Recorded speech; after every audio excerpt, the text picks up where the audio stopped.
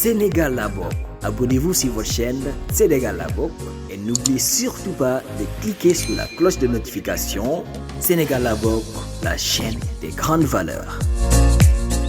Macky Sall li muy def mooy que ñun bu ñu tappee bu ñu tabbee yi nga xamante ne moo di suñuy candidat ba pare yéen ku mën a génn na génn ñu jëm a fexe pëccëxoo jëm a fexe parce que bu fàtte ne ren ay élections jëm mooy suffrage lañ jëm nekkuñu si ay commission sous forme de commission déguisée la waa benn def si seen liste parallèle yooyu.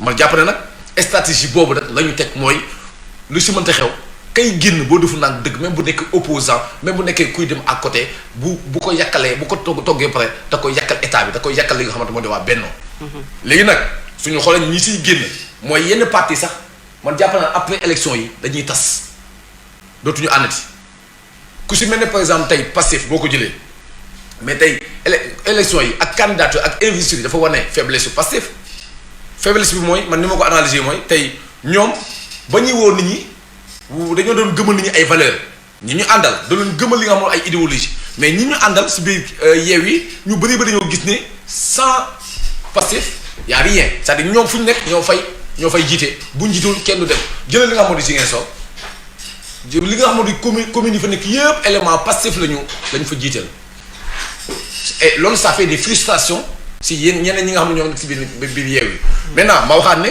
boo jëlee li nga xam ne PDS dañoo yàgg a douter yàgg a laam-laame seeni position est-ce que ñoom dañuy opposé wu état bi fi nekk ni wala ñun dañoo nekk si suuf di def seen i deal ñu xëy démb ne tabb nañ ci di Doudou Wade ma ne Doudou Wade peut-être que on s'attendait à un autre PDS mënu ñàkk candidat PDS mën noonu am peut-être koo xamante mais un autre comme kan parce que PDS est-ce que dafa bëgg aussi. qu'est-ce qui a dafa bëgg aussi continuer exister. qu'est-ce qui a poussé parce que Dakar wax nañu ko c'est la mère des batailles politiques. exister comment donc il faut ñoom ñu am seen candidat bu ñu gisee li nga xamante ne moom bii di doxee. exister comment exister sous les commandes de Abdoulaye Wade peut-être ki toog mu toog fële di commander te man li ma jàpp mooy dama ne li ma jàpp dafa am lu ma gëm faatu ba léegi mooy ñoom dañoo wax ne dañoo nekk toujours si la réunification libérale au Sénégal dañoo waxoon ne ñoom dañoo bëgg fexe ba def des retrouvailles de la famille libérale ma jàpp ne peut-être que kii di Doudou Wade mën na am day dem pour la bonne figure day dem pour l'image mais Doudou Wade c'est sûr sax à gagner la mairie de Dakar. mais léegi lu tax nga wax loolu ba pare ne en réalité fan nga ko teg. non yan argument nga si. non xaaral dama naa posé. je réponds defal naa da nga ne Doudou Wade def na PDS teg na léegi yow nga ne en réalité dafay dem rek pour dem léegi ma ne la li nga wax fan nga ko teg. ma ne leen fi ma ko teg mooy wax naa la ko. bu Bougane mu ne nekk candidat Doudou Wade dama ne fi ma ko teg wax naa la ko Omar dama ne parce que dama gis ne. Doudou Wade deful leen li nga xamante ne moo di ay def ay réalisation wala mu def li nga xamante ne moo di ay mouvement ay manifestation yu wane ne réellement engouement ba nekk si ñeneen ñi. ñëpp xam nañ ne Barthélémy Dias il a envie il en veut ñëpp xam nañ ne kii di Soham Wardini bëgg na li nga xamante moo di mairie bi mais Doudou Wade est-ce que yow toog nga benn instant nga gis moom mu manifester son désir de prendre ça lu ñu day sax sa candidature a été une surprise pour nous. mais xam nga Bamba l'expérience. Doudou Wade jiite li nga xam ne mooy groupe parlementaire bu parti démocratique sénégalais nga teg ko tout simplement parce que mosu ko annoncé. xam nga la politique ce n'est pas être au salon faire ñun loolu la ñuy def suñu politique fi mu toll nii la politique ce n'est pas être au salon faire ses calculs ñu dañoo jàpp ne politique ñi nekk sur le terrain ñoom ñooy politique te loolu mooy politique bu bees mooy réel politique bi. ma ne peut-être que ñi fi nekk ñu gis leen mooy soo xoolee Bougane mi ngi feeñ mi ngi wane boppam mi ngi manifesté wu soo xoolee Barthélémy Dias mi ngi manifesté wu mi ngi wane boppam soo xoolee soo xamante mi ngi manifesté mais dama ne nañu kenn wax nañu Doudou Wade fii la wane boppam fii la manifesté dans son désir d'être à la tête de la mairie de Dakar loolu laa ma ne kon cela veut dire que suñ ko falee te bu fàtte ne waa PDS dugg nañ ci li nga xamante yi yeewi xëy génn si ne ñoom sàndu seen bopp kay li nga xamante wàllu ñi di laam-laame te bu fàtte ne ñun jàpp nañ ne li nga xamante ne moo peut-être mooy protocole de Rebeuss boobu ñu waxoon ci Karim Wade moo tax ba léegi ni kenn amatu confiance ci waa PDS. te loolu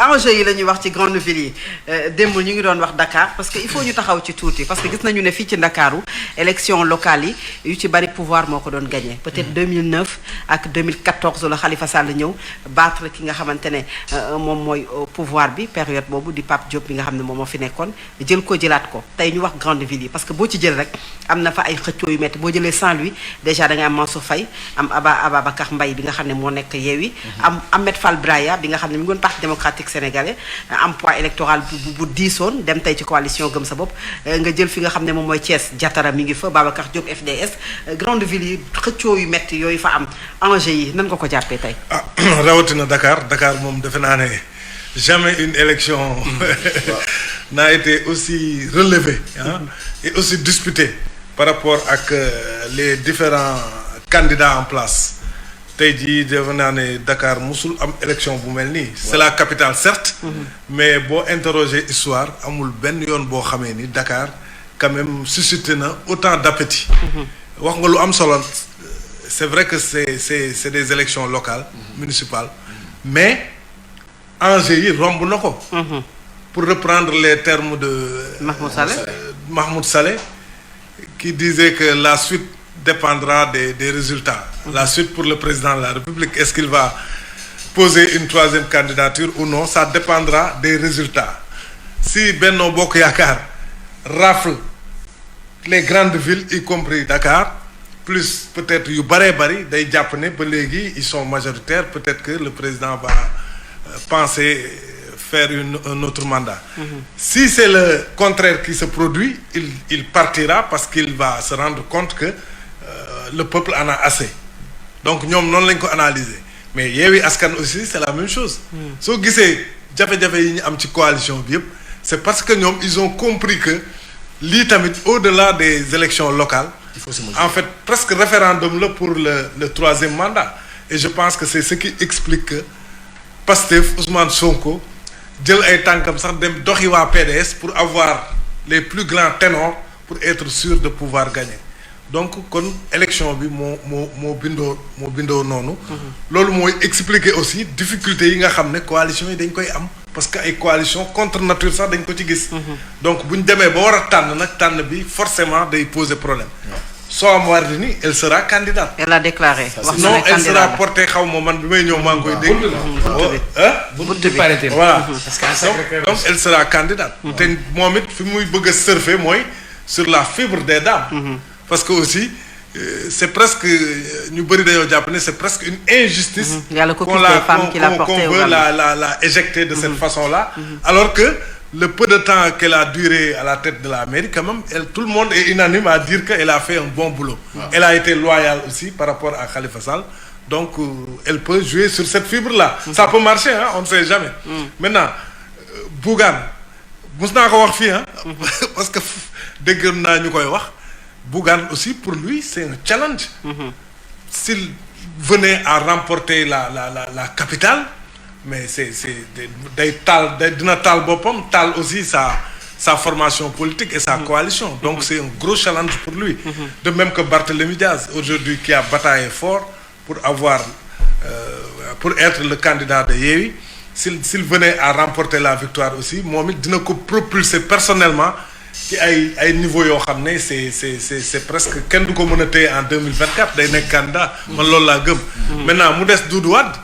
C'est vrai que le PDS loolu moo tas bokk gis-gis loolu moo tas seen coalition bokk gis-gis parce que bokk gis-gis jàppoon nañ ne Pape Diop a été maire de Dakar de facto alors que peut-être PDS gisewul noonu parce que aujourd'hui aussi mais Lamine est-ce que le PDS aussi il veut continuer d'exister aussi il faut comprendre que dans les coalitions mi ngi fi également dans les coalitions ci biir coalition yi day am ay match yu fa nekk parce que aussi chacun aussi veut garder c'est territoire parce que élection bi day passé mais communes yi ngay gagner yi say nit di gagner en tant que Pastef wala en tant que PDS tout court wala en tant que beneen formation loolu tamit c'est important demain moo tax parce que la coalition d'aujourd'hui peut être une réalité mais demain c'est vrai que Yewwi dañoo ne dañu bëgg ànd tey ànd suba ci législative yi ànd présidentielle mais tout le monde sait que loolu mën na bañ a nekk léegi nag bu nekkul li nga amoon ci élection bii nii en termes de maire yoo gagné en termes de responsable